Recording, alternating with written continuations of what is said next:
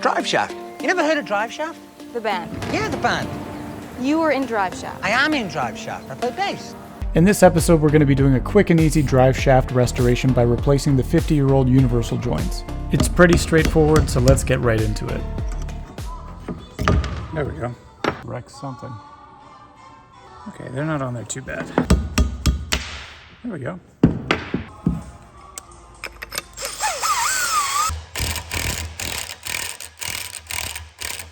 Why doesn't this come off?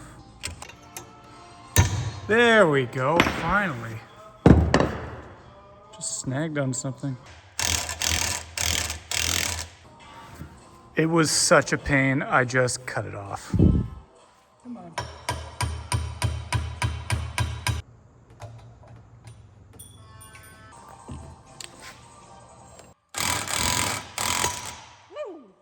There we go.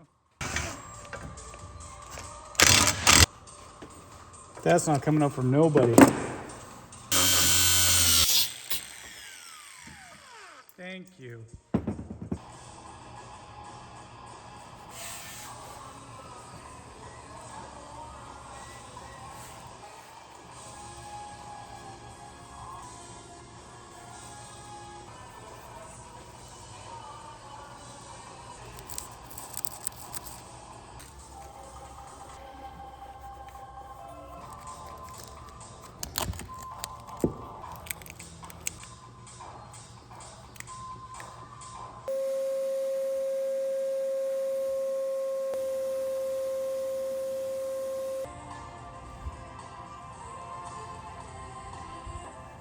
I made an effort to not sandblast the mating surface.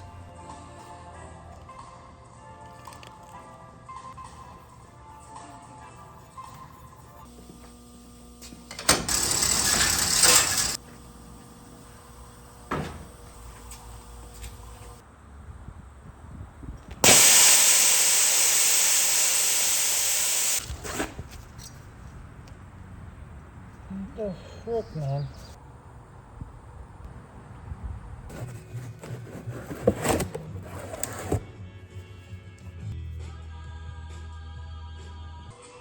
When it breaks, it all breaks at once. The sand had worn through the soft brass ball valve, so I had to replace the assembly.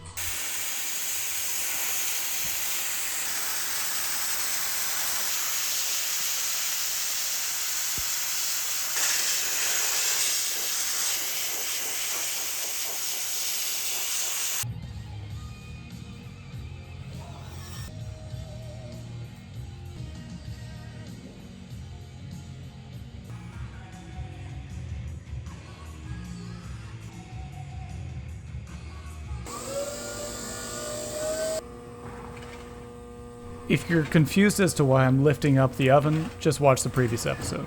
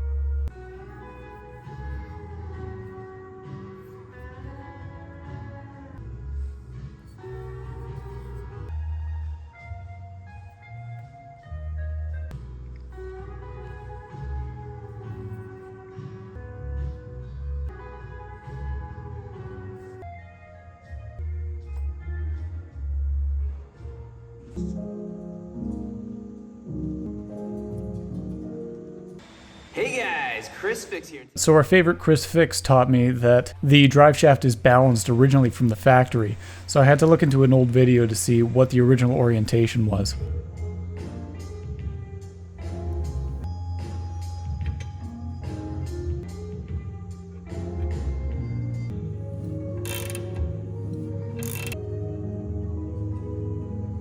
I think that's easier.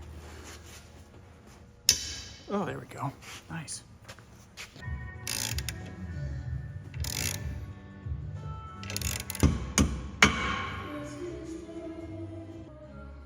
A little tight. That's better. Yeah, no. There we go. Got it.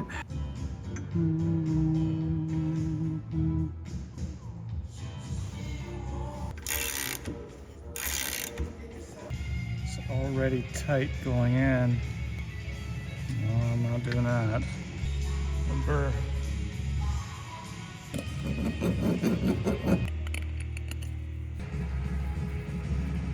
Good.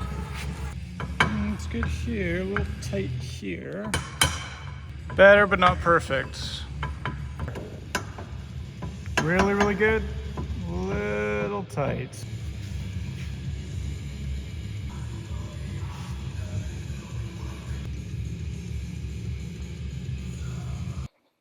All right. So she's all finished. U-joints are in. A little bit tight on either end.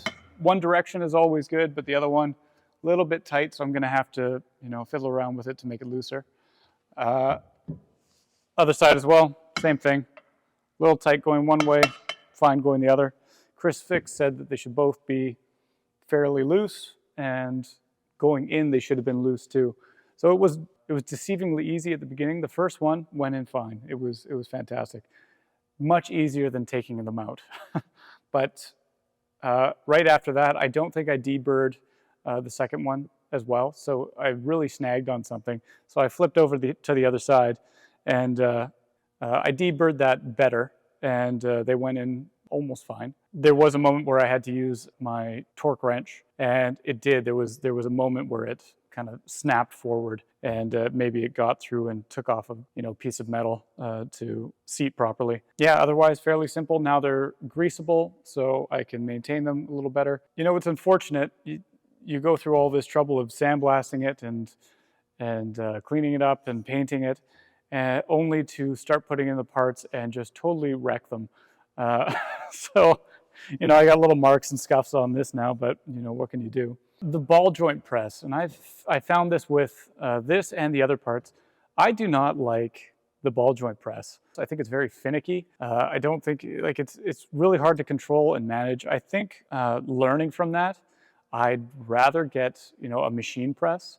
I think you can get some at Princess Auto. They're like 12-ton presses or more 20-ton press, and I think it would be a lot easier and reduce some of those variables of this piece moving around or other pieces moving around. Yeah, I think that's my biggest takeaway. Is I don't like the press, the ball joint press. I think it's too flimsy. I think it would reduce chipping all the ends here as well. It was an easy one. What do we got next? Need to do some studying on, what should I do next? But you know what? I think I should do front brakes next. So I got my calipers and my hubs. So maybe that will be the next one. Things are getting tackled little by little. Yeah, so that's it, and I'll see you on the next one again.